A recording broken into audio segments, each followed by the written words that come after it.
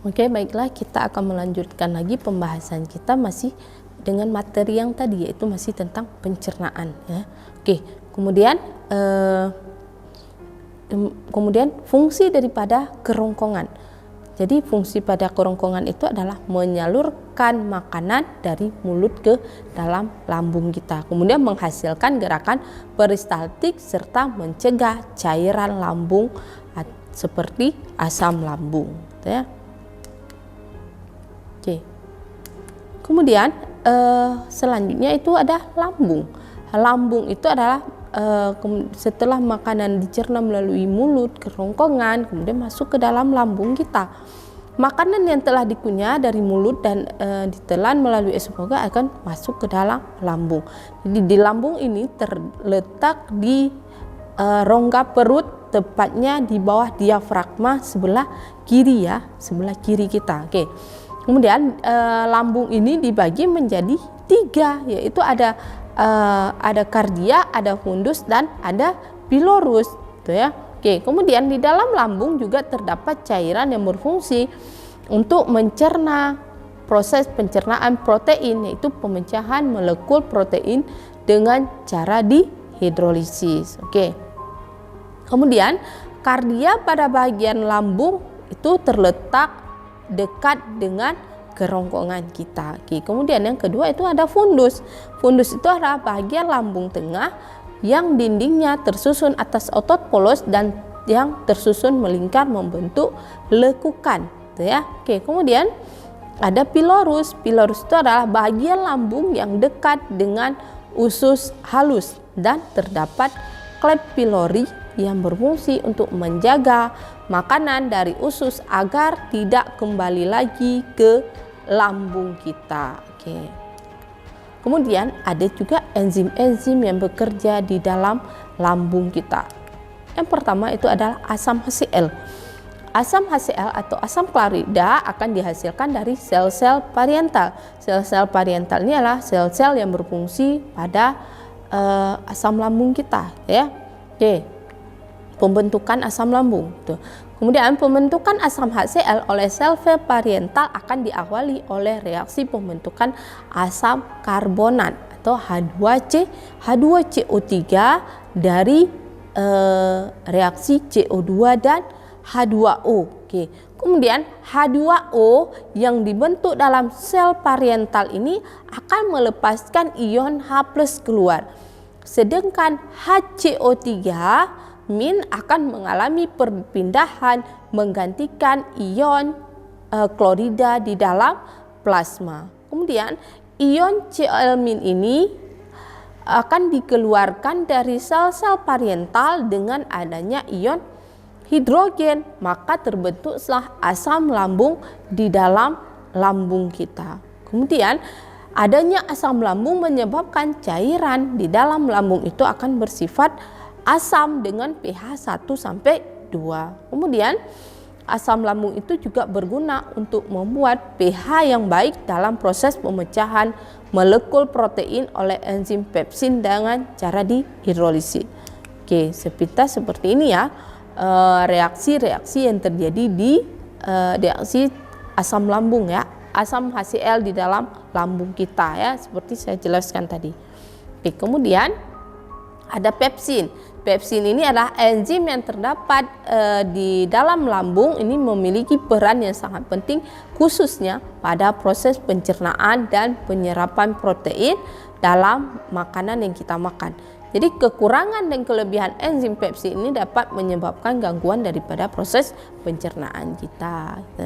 Kemudian pepsin adalah salah satu enzim atau pemecah molekul protein menjadi molekul yang lebih kecil, yaitu pepton atau produk turunan protein yang diperoleh dengan cara dihidrolisis dari bahan sumber protein.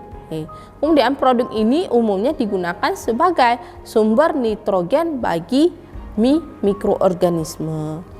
Kemudian ada juga proteosa. Proteosa ini adalah suatu modifikasi dari asam amino yang susunannya lebih sederhana dari susunan protein. Oke, kemudian enzim pepsin ini juga dihasilkan di dalam lambung dan membentuk pepsinogen ya. Kemudian pepsin diubah menjadi pepsin aktif dengan adanya asam klorida. Kemudian pepsin yang terjadi dapat menjadi katalis. Katalis itu adalah mempercepat proses reaksi di dalam tubuh kita. Itu ada perubahan antara pepsinogen dengan pepsin. Oke. Kemudian ada enzim apa? Enzim lipase.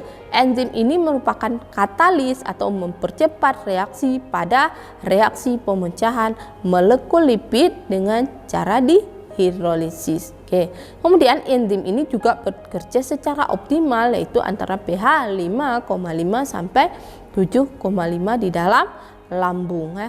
Di dalam lambung tidak bekerja secara efektif ya. Jadi enzim lipase ini tidak bekerja secara efektif ketika berada di dalam lambung. Oke, kemudian enzim lipase ini akan tahan terhadap lingkungan yang bersifat sangat asam dan dapat melangsungkan reaksi hidrolisis terhadap molekul trigliserida yang mengandung asam lemak. Oke, kemudian ada renin. Renin ini adalah enzim yang sangat penting pada pencernaan makanan, khususnya itu pada bayi. Karena kenapa?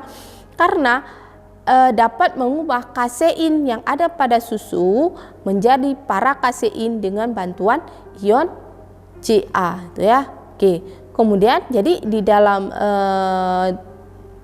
lambung bayi itu terdapat enzim renin ya, sehingga ASI yang dia makan itu dapat disimpan menjadi lebih lama lagi. Jadi ketika diperlukan nanti baru dicerna. Oke, kemudian sehingga protein susu yang ada di lambung ini di lambung bayi itu tidak akan keluar terlalu cepat.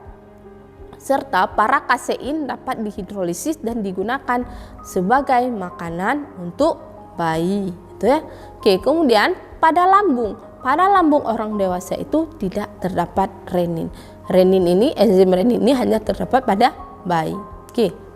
Kemudian ada mukus atau lendir. Mukus atau lendir ini adalah salah satu glikoprotein yang akan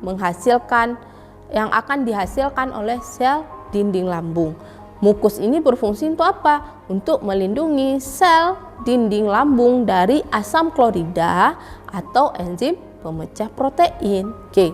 Kemudian jika produksi asam klorida ini terlalu banyak atau asidosis, maka lambung ini akan menjadi kosong, gitu ya. Maka sel dinding lambung ini akan terkena pengaruh asam klorida sehingga menyebabkan rasa nyeri pada lambung, gitu ya. Makanya kita ada itu yang namanya itu MAH atau sakit lambung, gitu ya. Oke. Kemudian selanjutnya kita akan membahas tentang usus. Usus ini makanan yang sudah dicerna di dalam lambung dapat berupa campuran kental. Kemudian secara berkala akan dikeluarkan dari lambung dan masuk ke dalam usus 12 jari atau duodenum melalui katup pilorus, gitu ya. Itu gambarnya ada di samping, gitu ya. Oke, kemudian katup ini akan membuka dan menutup untuk mengatur masuknya campuran makanan ke dalam duodenum. Jadi di dalam usus ini juga ada dua organ yang berperan dalam proses pencernaan dalam usus, yaitu ada pankreas dan empedu. Pankreas dan empedu ini akan menghasilkan cairan yang bersifat basa, sehingga makanan yang asam akan dinetralkan dan akan bersifat basa. Itu juga dengan makanan yang bersifat basa, gitu ya. Oke, kemudian sifat basa ini merupakan syarat bekerjanya enzim yang menjadi katalis dalam proses pencernaan makanan di dalam usus. Oke, baiklah, kita akan kembali setelah jeda berikut ini.